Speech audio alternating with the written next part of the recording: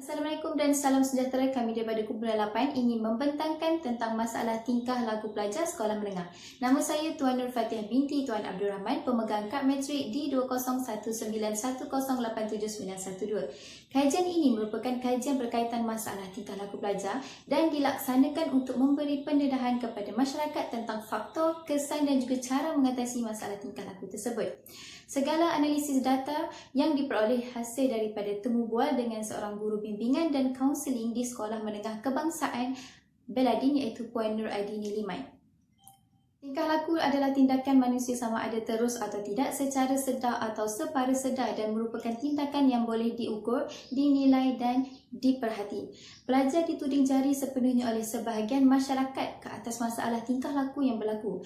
Namun, pelajar bukanlah satu-satunya faktor menyebabkan masalah itu terjadi. Menurut Halim Zainal, masalah tingkah laku wujud dalam kalangan pelajar secara globalnya mempunyai kaitan dengan keganasan masyarakat, peranan media massa yang terlalu bebas memuatkan berita mengenai masalah seks, keganasan, situasi rumah yang tidak stabil dan lain-lain.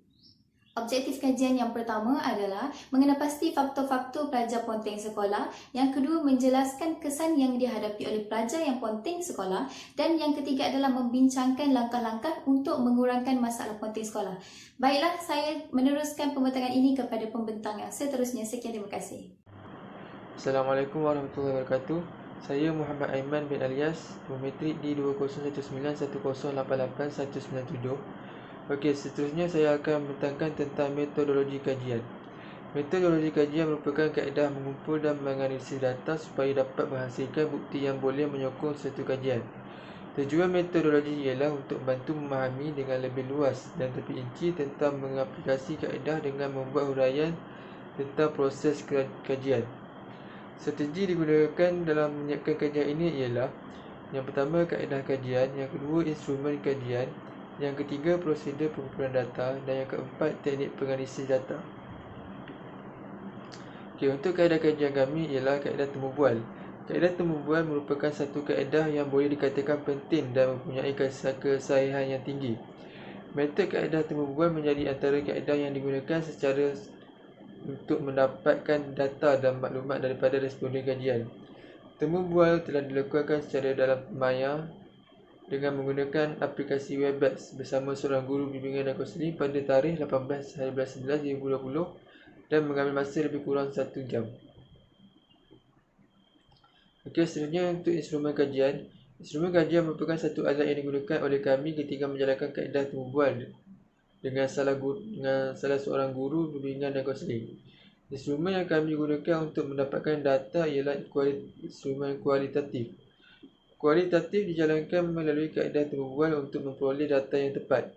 Alat yang kami telah gunakan untuk instrumen kajian ini ialah komputer riba, telefon pintar dan protokol. Okey, itu sahaja daripada saya. Sekian. Assalamualaikum dan salam sejahtera. Saya Intan Mastura binti Muhammad Razi, pemegang kad matrik D201910877876. Saya akan meneruskan kepada prosedur pengumpulan data. Terdapat beberapa langkah awal yang diambil sebelum menjalankan kajian. Yang pertama, perbincangan tajuk. Kami sekumpulan bersetuju untuk memilih tajuk berkaitan masalah ponteng dalam kalangan pelajar sekolah menengah. Langkah seterusnya, pencarian sampel kajian. Kami telah memilih orang sumber dalam kajian ini iaitu seorang guru bimbingan dan kaunseling dari sekolah menengah. Ketiga ialah sesi temu bual. Sebelum sesi temu bual dijalankan, kami memerlukan persetujuan dari guru tersebut untuk menjalankan sesi temu bual. Guru yang ditemu bual merupakan guru bimbingan dan kaunseling yang bernama Nur Aidini Limai iaitu guru dari SMK Belading. Langkah yang terakhir ialah rakaman video. Sepanjang menjalankan sesi temu bual, kami telah membuat rakaman video yang bertujuan untuk menganalisis isu yang dikaji. Poin yang seterusnya ialah teknik analisis data, di mana kami menggunakan kaedah analisis tematik. Analisis tematik merupakan salah satu cara untuk menganalisis data yang bertujuan untuk mengidentifikasikan pola atau menemukan tema melalui data yang dikumpul. Contohnya, dalam kajian ini, kami telah mendengar kembali rakaman video temu bual bersama guru untuk menyediakan verbatim. Selain itu, memilih tajuk yang sesuai dan menyatakan isi-isi penting dalam dapatan kajian. Kesimpulannya, kaedah yang telah kami gunakan ialah melalui kaedah temu bual yang melibatkan seorang guru bimbingan dan kaunseling. Oleh itu, kami telah berusaha untuk mengikuti metodologi dan prosedur yang telah digariskan dengan sebaik mungkin bagi memastikan kajian yang dijalankan mencapai objektif. Assalamualaikum warahmatullahi wabarakatuh. Saya Muhammad Rizwan bin Muhammad Azhar akan membentangkan hasil dapatan kajian kami. Okey, baiklah. Soalan yang pertama adalah, berdasarkan pengalaman cikgu di sekolah, apakah cikgu boleh ceritakan secara general terhadap kes ponting dalam kalangan pelajar? Jawapannya adalah, buli ada secara teruk dan tidak, dan buli ini ada buli fizikal, buli verbal dan buli non-verbal. Okey, ponting salah satu perkara dipandang berat oleh pihak sekolah. Okey, soalan yang seterusnya, apakah faktor dan penyebab terjadinya ponting? Jawapannya adalah keinginan pelajar untuk belajar. Kalau pelajar minat bersekolah, mesti akan datang ke sekolah. Okey, soalan yang seterusnya, mereka melakukan masalah ponting sekolah dan membuli. Jadi, apakah kesan yang kita boleh nampak terhadap pelajar itu? Jawapannya adalah, mangsa buli akan cenderung untuk ponting sekolah sebab tidak tahan dibuli dan tidak hadir ke sekolah. Okey, soalan yang seterusnya, sebagai guru kaunseling, apakah tindakan guru terhadap pelajar yang ponting? Jawapannya adalah menjalankan program ziarah cakna di mana guru akan pergi melawat ke rumah untuk melihat dan memahami isu pelajar kenapa tidak hadir ke sekolah. Seterusnya, dalam menghadapi masalah ini, apakah masalah cabaran untuk cikgu?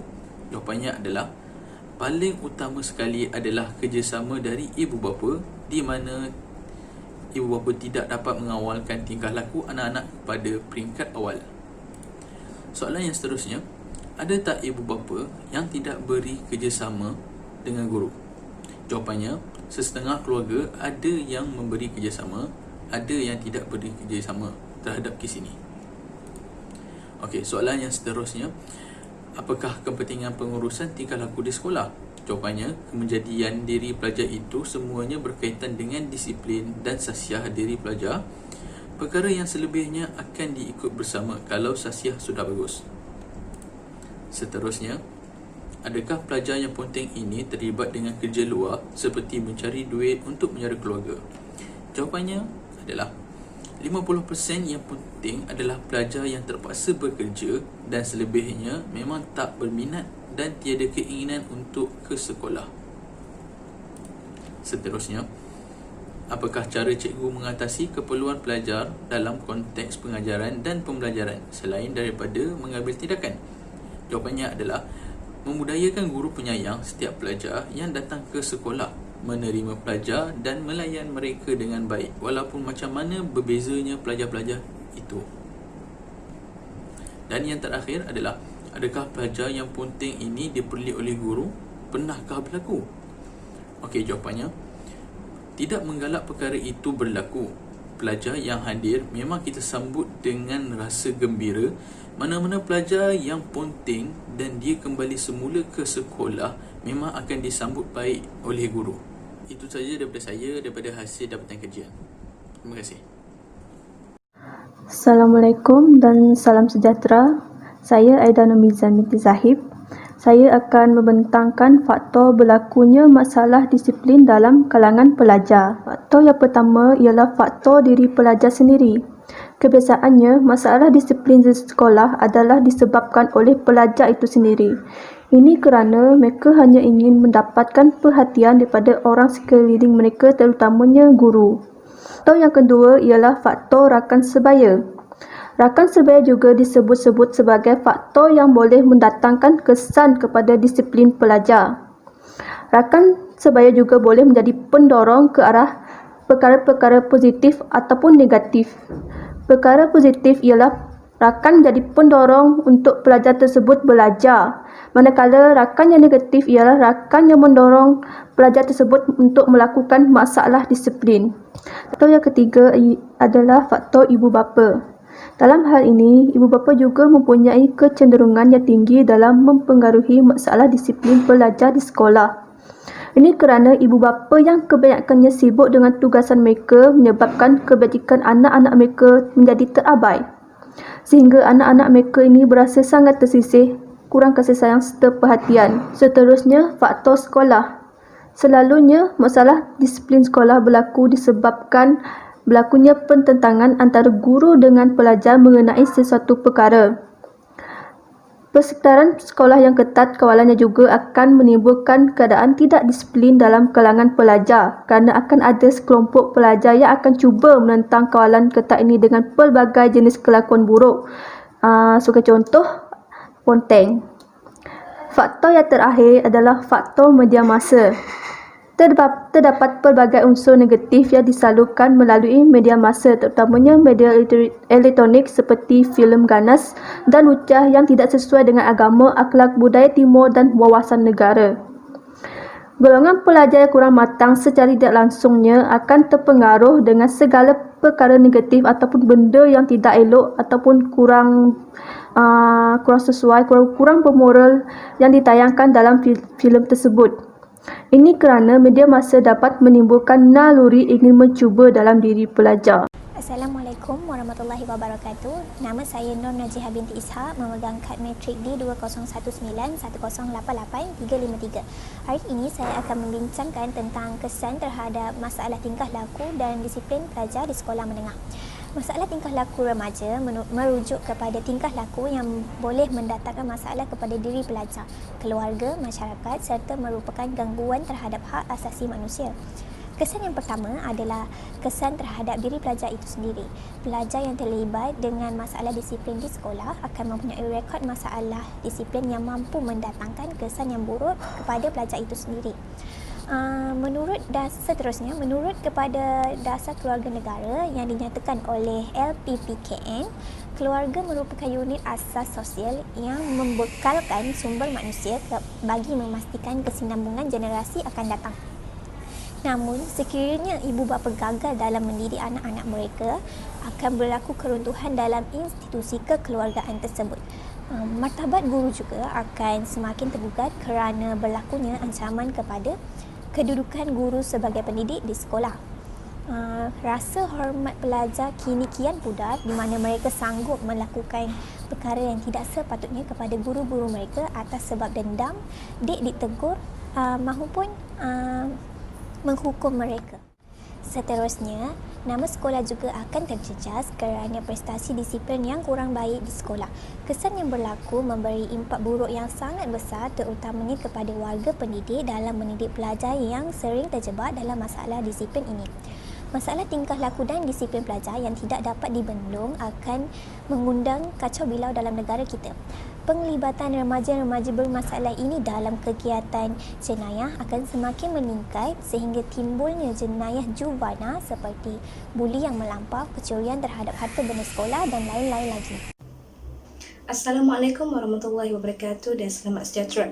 Saya Nur Alia Syafiqah binti Hamdan. Baiklah, bagi objektif 3, terdapat 4 langkah yang boleh diambil untuk mengatasi masalah ponteng sekolah. Yang pertama, ibu bapa perlu mendidik dan memberi perhatian yang secukupnya kepada anak-anak. Menurut kajian lepas, anak-anak yang terlibat dengan gejala ponteng sekolah kebiasaannya terdiri daripada mereka yang mempunyai masalah kekeluargaan.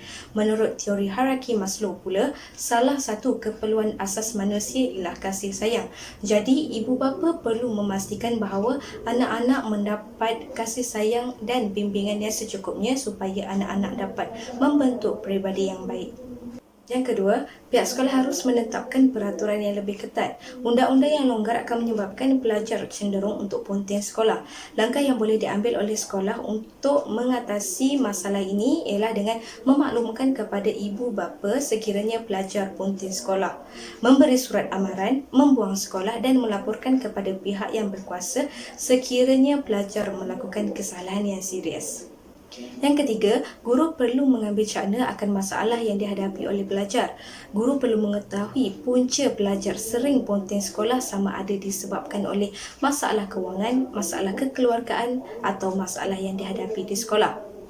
Seterusnya, guru perlu membimbing pelajar untuk mencari jalan penyelesaiannya. Yang keempat, Persatuan Ibu Bapa dan Guru atau PIBG berperanan dalam mengatasi masalah pontian sekolah dengan memperbanyakkan perbincangan berkaitan dengan strategi untuk mengatasi masalah pontian sekolah dan menyediakan peruntukan untuk melaksanakan program pemantapan disiplin pelajar. Bukan itu sahaja, PIBG juga berperanan sebagai pembantu guru dalam mengawal masalah disiplin pelajar.